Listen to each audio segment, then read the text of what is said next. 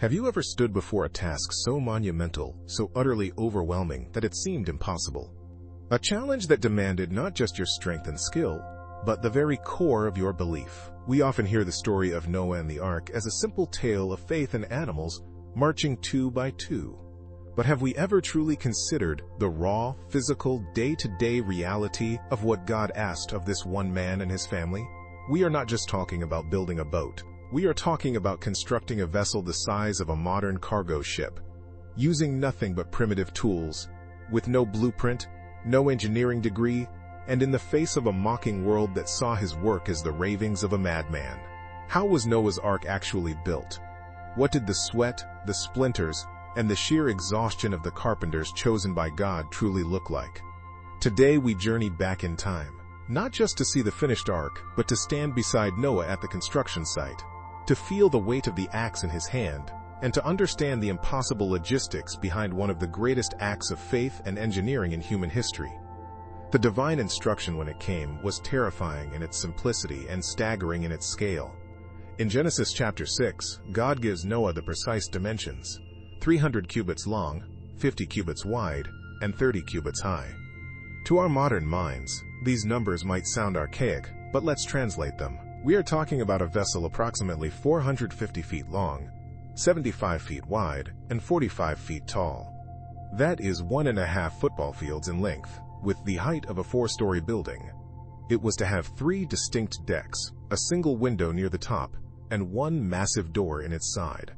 And that was it.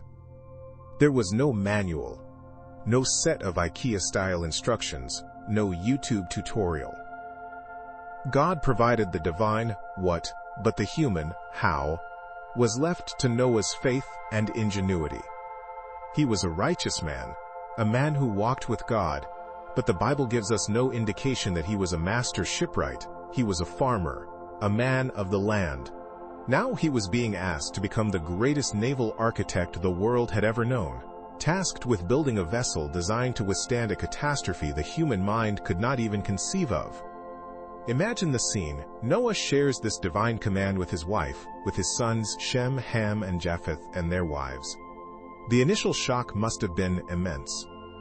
Then came the reality of the task. They had no cranes to lift colossal beams. They had no power saws to cut through ancient timber. They likely did not even have iron nails. Their construction would have relied on complex hand-carved joinery like mortise and tenon joints, held together with wooden pegs. And all the while the world watched and laughed. His neighbors, the very people he was building this vessel to save them from, would have seen this project as the ultimate folly. Every day for decades he endured their scorn. They saw a man building a giant boat in the middle of dry land, far from any significant body of water, and they called him a fool. This wasn't just an engineering challenge, it was a profound spiritual and psychological trial. It was a daily test of obedience in the face of relentless ridicule. God often calls his chosen people to tasks that seem illogical to the world. He told Jeremiah, "Before I formed you in the womb I knew you. Before you were born I set you apart." God had prepared Noah for this moment, not by giving him a shipbuilding manual, but by cultivating in him a heart that would trust the command even when it made no earthly sense. Before a single piece of wood could be cut, the first monumental task was preparing the ground itself. The construction of the ark required a worksite, a primitive shipyard, of immense proportions. The first act of this divine project was not one of creation, but of brute, back-breaking labor upon the earth. Noah and his sons had to find a suitable location. It couldn't be just any patch of land. It needed to be massive, perfectly flat, and incredibly firm to support the thousands of tons that the ark would eventually weigh. It needed to be close to a vast forest, the source of their primary material, yet far from steep slopes or ravines that could cause a landslide. They had to envision a space where they could not only build the ark but also maneuver and assemble its gigantic components. Once a location was chosen, the real work began. We can picture them, stripped to the waist under a relentless sun, their hands raw and calloused. They would have used the simplest of tools, wooden shovels, perhaps tipped with stone or bronze, to move earth. They would have used woven baskets to carry away dirt and rocks, one load at a time. Massive boulders, too large to move, would have to be broken apart with hammers and wedges, or painstakingly dug out and rolled away using levers. The ground had to be leveled with an almost perfect grade. They would have likely used rudimentary water levels, perhaps a wooden trough filled with water, to ensure the foundation was true. Any imperfection, any slight incline, could compromise the entire structure of the ark's keel. This was not a task of days or weeks, but likely months, or even years of grueling, repetitive work. They also had to consider drainage. A project that would take decades to complete would surely see countless rainstorms. To prevent their meticulously leveled worksite from turning into a quagmire, they would have had to dig channels and ditches around the perimeter, directing water away from the foundation. Every shovelful of dirt, every stone heaved aside, was an act of faith, a quiet statement of obedience to a command that had not yet produced a single plank of wood. This was the unseen foundation, the testament to their commitment. Long before the first tree ever fell, with the foundation prepared, a vast, flat scar upon the earth, their gaze then turned to the forest. The command was specific. Make yourself an ark of gopher wood. We don't know with certainty what gopher wood was. Scholars have debated it for centuries. Some suggest cypress, known for its incredible durability and water resistance. Others propose cedar, or even a type of pine. But the specific species is less important than the principle. God specified the material. He didn't just say, build a boat. He provided the first and most crucial element of the design. This wasn't a human idea. It was a divine blueprint. And the very fibers of the wood were part of that plan. This gopher wood must have been a timber of extraordinary quality. It needed to be strong enough to withstand the unimaginable pressures of a global flood, flexible enough to ride the colossal waves, and dense enough to be impervious to rot over a prolonged, year-long immersion. God, the master craftsman, selected the perfect medium for his instrument of salvation. Now imagine Noah and his sons standing at the edge of this primeval forest. These were not the managed woods we know today. This was a world of giants. Trees that had stood for centuries. Their trunks wider than a man is tall. Their canopies blotting out the sun. The task was not merely to chop down wood, it was to harvest a forest. Based on the dimensions given in Genesis, conservative estimates suggest the ark would have required the equivalent of over 500 modern semi-truck loads of timber. This was a logging operation on a scale that the world had likely never seen, undertaken by a single family. Their tools would have been rudimentary by our standards, but effective in skilled hands. Bronze axes, painstakingly cast and sharpened on stone. Two-man saws, long blades of metal with jagged teeth that required a rhythmic, coordinated push and pull. They would have used wooden wedges and heavy mallets to split the massive trunks. Every single tree represented a monumental undertaking. They would first have to choose their tree, assessing its grain, its height, its straightness. Then, the back-breaking work of the axe. Imagine the sound. The sharp, percussive thwack of bronze on wood, echoing through the silent forest, a relentless rhythm of faith. Chip by chip, wedge by wedge, they would have cut a deep notch into the base of a behemoth. This was dangerous work. A miscalculation, a sudden shift in the wind, and a multi-ton giant could fall the wrong way, crushing men and destroying other valuable timber.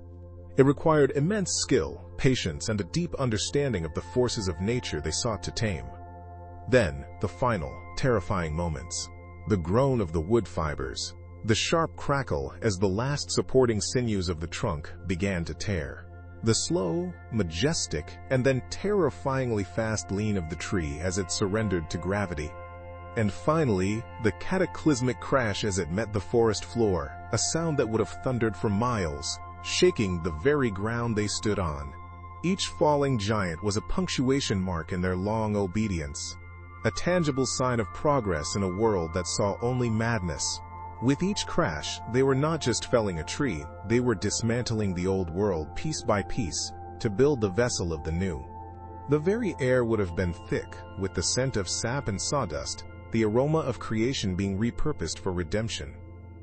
Once the tree was down, the work was far from over. The massive trunk had to be delimbed. a perilous task of clambering over the fallen giant with axes. Then came the Herculean challenge of moving these logs, some weighing many tons, from the deep woods to the worksite. They would have used levers to lift the logs onto rollers, smaller, rounder logs laid in a path. With thick ropes woven from plant fiber, and perhaps the brute strength of oxen or other large animals, they would have painstakingly hauled each log, inch by inch, foot by foot, across the forest floor. It was a slow, grueling procession, a testament to the power of persistent, unified effort. And so, the construction site itself would have grown from a clearing into a veritable factory of wood, a sprawling testament to their singular purpose. The air, already fragrant with pine and cedar, would have become heavy with the sharp, almost spicy scent of freshly sawn gopher wood. Mountains of sawdust would have risen like pale dunes, soft and treacherous underfoot. Piles of logs, a testament to their labor in the forest, would have been stacked and sorted, waiting for their transformation. This was the next stage of the miracle, turning raw cylindrical nature into the precise geometric components of a vessel ordained by God. The most crucial tool for this transformation would have been the saw pit. Imagine a deep trench dug into the earth, wide enough for a man to stand in, with a large log positioned over the top, supported by a sturdy framework. This was the engine of their plank making. The two-man saw which had helped fell the tree was now put to a different, even more grueling task. One man, the top dog, would stand on the log, guiding the blade from above, his back to the sun. The other man, the underdog, would be down in the pit, his world a constant shower of sawdust, his arms aching as he pulled the saw down on its cutting stroke. Think of the rhythm, the relentless rasp of steel through wood, hour after hour, day after day. The top man would have to keep the line perfectly straight, guided by a chalk line snapped onto the wood. The man below, blinded by dust and sweat, had to match his partner's rhythm perfectly. It was a partnership built on trust and endurance. Each plank produced was a victory, a long, flat slice of potential carved from the heart of a giant. And they would have needed thousands upon thousands of them. While some logs were being ripped into planks, others were destined to become the very bones of the vessel, the massive keel, the curving ribs, the sturdy deck beams. These weren't sawn, they were hewn. This was the work of the adze, a tool like an axe, but with the blade set at a right angle to the handle. In the hands of a skilled craftsman, an adze becomes an extension of the will. Standing astride a log, the carpenter would swing the adze in a powerful, controlled arc, the blade biting into the wood, peeling away great curling chips. It was a subtractive art. With each swing, they were revealing the perfect beam that existed within the rough log. This required more than strength. It required an intimate knowledge of the wood, an ability to read the grain, to anticipate how it would split, to work with its nature, not against it. You would hear the steady, percussive thunk, thunk, thunk of the adzes all day long, a counterpoint to the sawing, each strike shaping the future, making a round thing square, a crooked thing straight, preparing the skeleton for its skin. But how do you connect such colossal pieces of timber to create a structure that could withstand a global deluge? Not with nails of iron, for those were likely scarce or unknown to them in this form. No, they used a far more elegant and enduring method, the art of joinery. They built the ark like a piece of fine, albeit gigantic, furniture. The primary technique would have been the mortise and tenon. A mortise is a hole, a rectangular cavity, carefully chiseled into one piece of wood. A tenon is a tongue, a projection carved on the end of another piece, designed to fit perfectly into the mortise. Imagine the precision required. These were not small joints.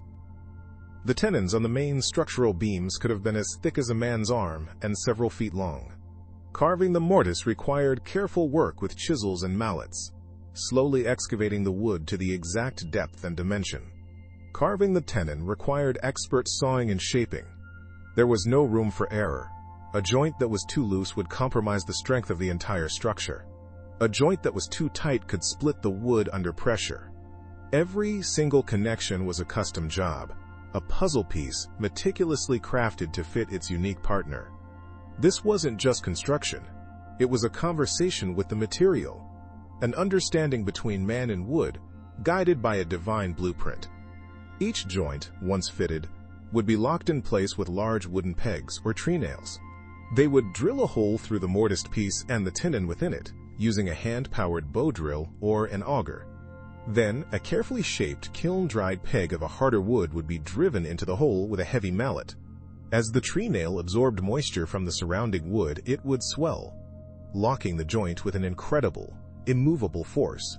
Every saw stroke, every swing of the adze, every chiseled mortise was a prayer made manifest in sweat and sawdust.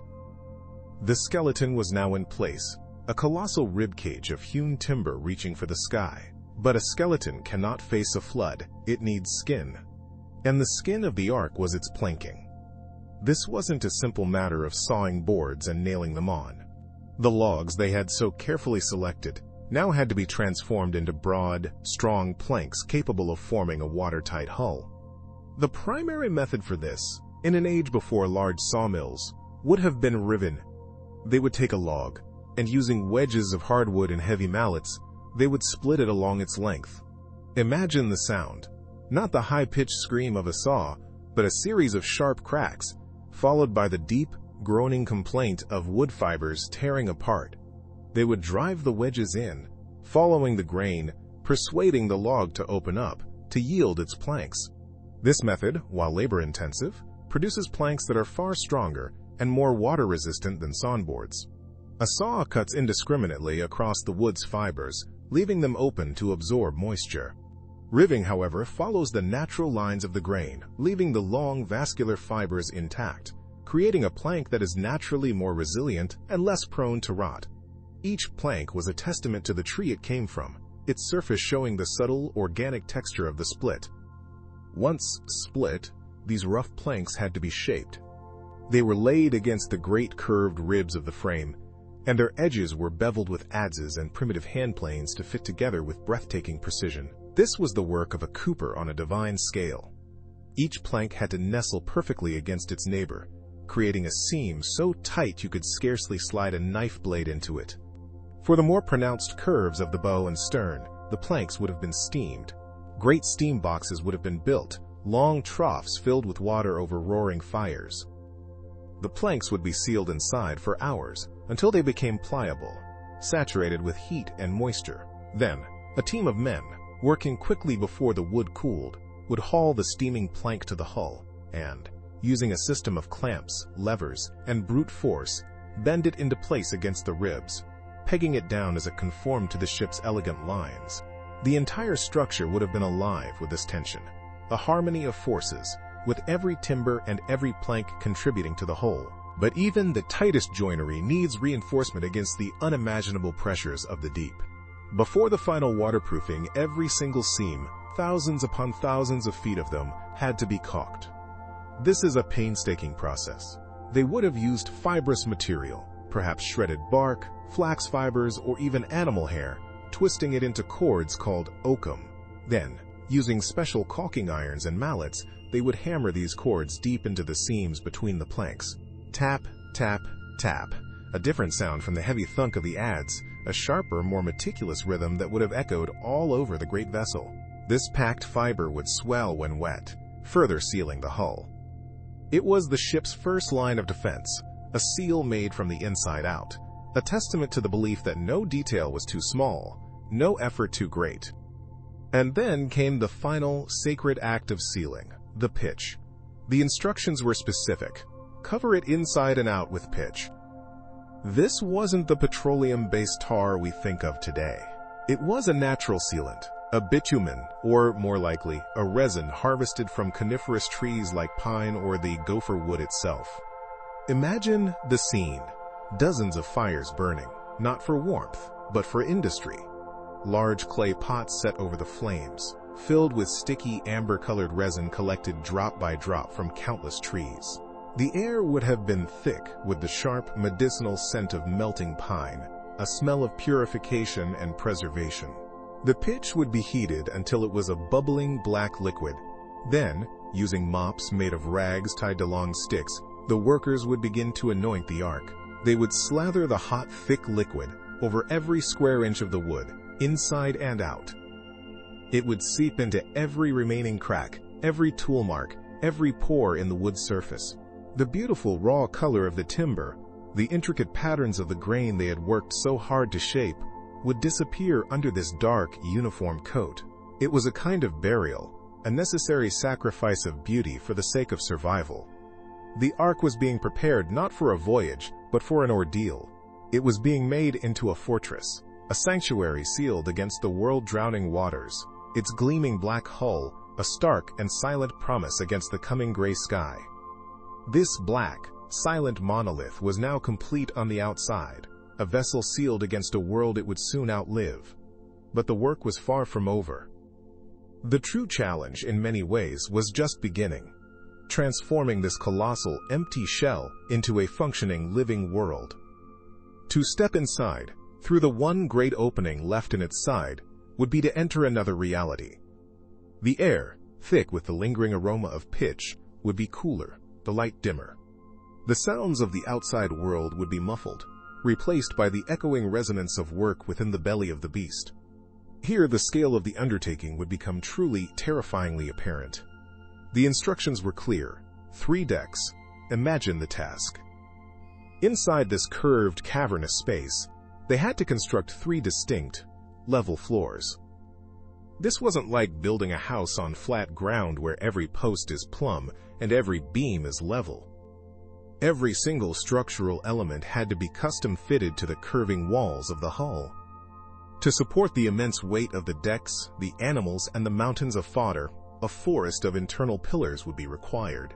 Great trunks of gopher wood, perhaps 60 or 70 feet long, would be hoisted upright, their bases meticulously shaped to sit securely upon the massive keel timbers. Their tops would reach towards the roof that was yet to be built. These were the primary pillars, the spine of the interior world. From these pillars, and from the frames of the hull itself, the main deck beams would be run. Each one a massive timber in its own right, hoisted into place by teams of men and beasts, using complex systems of ropes and ramps. The joinery here would have to be flawless, not the tight, waterproof joinery of the hull, but joinery designed for immense load-bearing strength. Huge mortise and tenon joints, the tenon on the beam fitting into a deep socket cut into the pillar, locked in place with massive wooden pegs or tree nails hammered home. A percussive symphony would fill the space, the tenon on the beam fitting of mallets driving home pegs, the groan of timbers settling into place, the shouted commands of the master builders orchestrating the complex ballet of construction. Standing on the floor of the hull and looking up, you would see a dense web of timber rising into the gloom, a lattice of beams and joists that would soon become the foundation for the next level of existence. And upon these decks, a city of enclosures had to be built. The scripture uses the word kinim asterisk, which is often translated as rooms, but its root is closer to nests. This is a beautiful, telling word. It doesn't suggest cold, rigid cages of uniform size. It suggests custom-built habitats, spaces designed with the creature in mind. Think of the sheer variety. The long necks of the giraffes would require soaring vertical spaces. The great bulk of the elephants and rhinos would demand enclosures built with the strength of a fortress. Smaller creatures would need secure, smaller nests, while birds would need aviaries. This would create a complex, almost maze-like interior, a 3-dimensional puzzle of pens, stalls, and dens. These partitions, however, would serve a dual purpose. They were not just walls. By tying into the decks, the hull frames, and the central pillars, this vast network of enclosures would act as a secondary structural system. It was internal bracing, a honeycomb of support, that would give the entire ark immense rigidity, helping it to resist the twisting, racking forces of a chaotic sea. Every stall for an ox, every pen for a sheep, was another sinew holding the great body together. The sheer scale of this internal city of wood brings us to the next great challenge, one that transcends mere structural engineering and enters the realm of environmental design. How to make this enclosed world habitable. With the decks laid and the partitions rising, the interior would have been a cavern of profound darkness, the air already growing heavy and still. Without light, without a constant exchange of air, the ark would become a tomb long before the floodwaters receded. The solution is hinted at in a single cryptic instruction, a **sohar**, a light, to be finished to a cubit above. Many imagine this as a simple window, a single small opening in the roof. But that is to think on the scale of a house, not a vessel designed to be a planet's sole repository of life. A single window would be wholly inadequate. The light would not penetrate past the first few feet of the upper deck, leaving the lower levels in perpetual Stygian blackness. The ventilation would be non-existent. No, the design must have been far more ingenious. A more compelling interpretation is that the Sohar was not a window, but a continuous gap, a clerestory, running the length of the vessel along the spine of the roof. Imagine the central roof section raised a cubit higher than the sides, creating a protected, overhung opening that stretches for hundreds of feet. This single architectural feature would solve the twin problems of light and air in one brilliant stroke. It would act as a massive, passive ventilation system, the collective body heat of thousands of creatures. The decomposing waste, the simple act of breathing, would generate a tremendous amount of warm, foul, moisture-laden air. This hot air would rise, naturally, drawn upwards through the three cavernous decks. It would then be expelled through this long central vent, creating a constant, gentle current. This process, known as the stack effect, would in turn draw cooler, fresher air into the vessel. Where from? Perhaps from a series of smaller, baffled and protected openings along the hull, cleverly designed to let air in but keep the deluge out. The Ark itself would become a living, breathing entity, constantly inhaling the clean air and exhaling the foul. This Sohar would also have been the primary source of light, casting down shafts of daylight that would illuminate the central corridors of the upper decks, a dim but vital twilight that would allow for the rhythms of day and night to persist even in a world covered by storm clouds.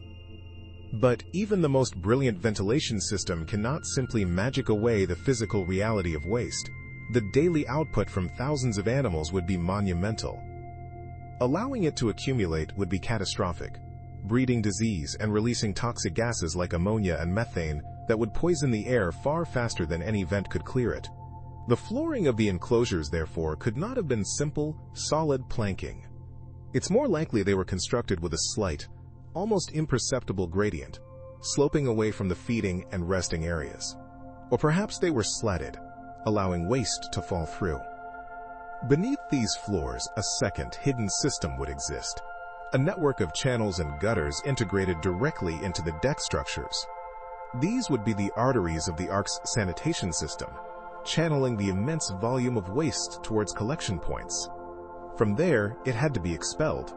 This would have been one of the most dangerous and difficult jobs on the Ark. Perhaps there were specially designed sluices, watertight hatches at the waterline, that could be opened for brief, carefully timed periods to jettison the waste.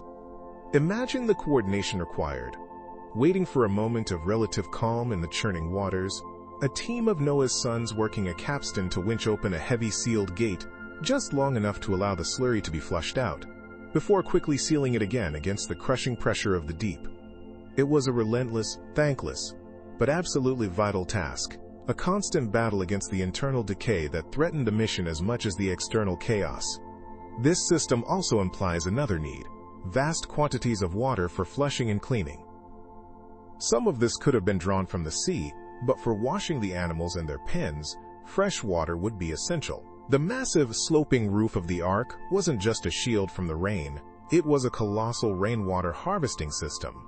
Every drop that fell would be captured, channeled through a system of wooden gutters into pipes leading deep into the hull, refilling enormous cisterns, great wooden tanks, securely braced against the ship's motion that formed the Ark's lifeblood. This water was more precious than gold.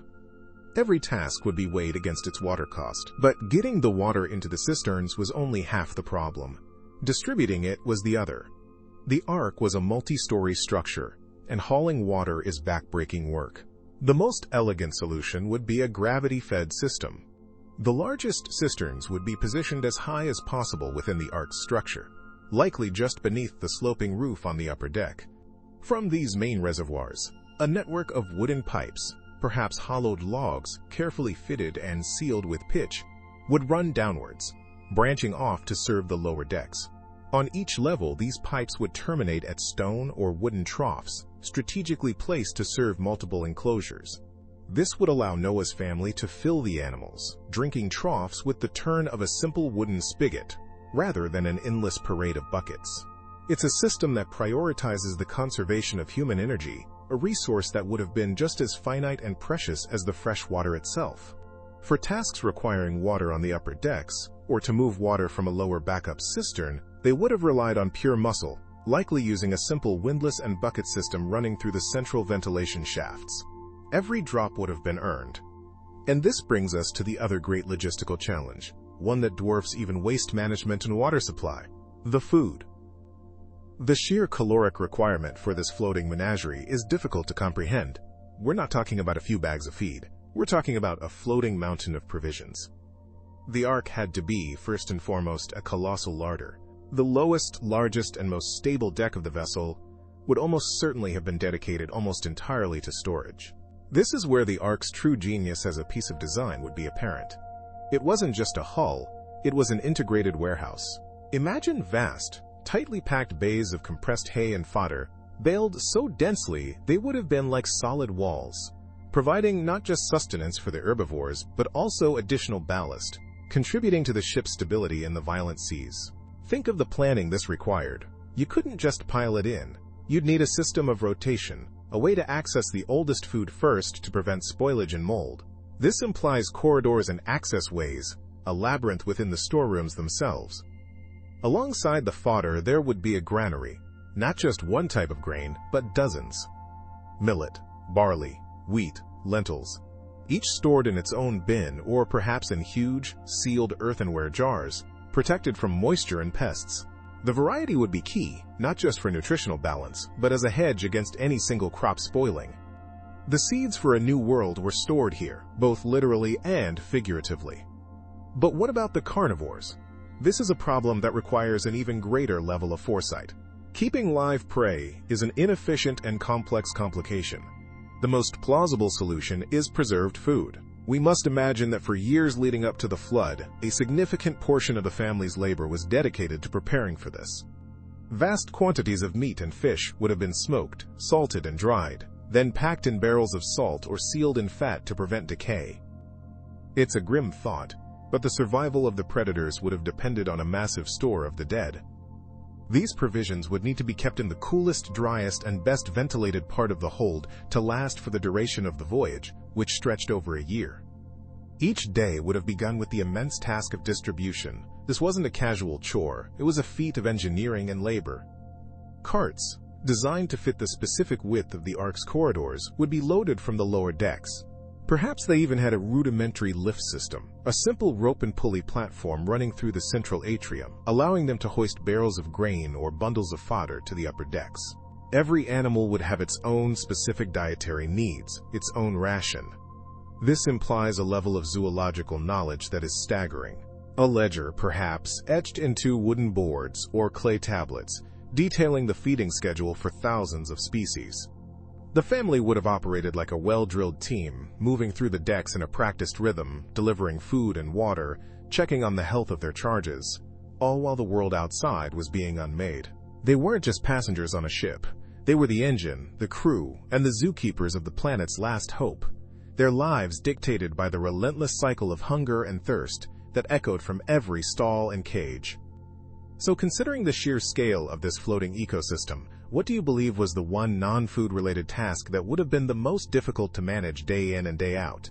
I'd love to read your theories down in the comments. And if you enjoyed unraveling this ancient logistical puzzle, make sure you subscribe and ring that notification bell so you don't miss our next video, where we tackle the challenge of ventilation. Until then, keep asking the big questions. I'm Marco.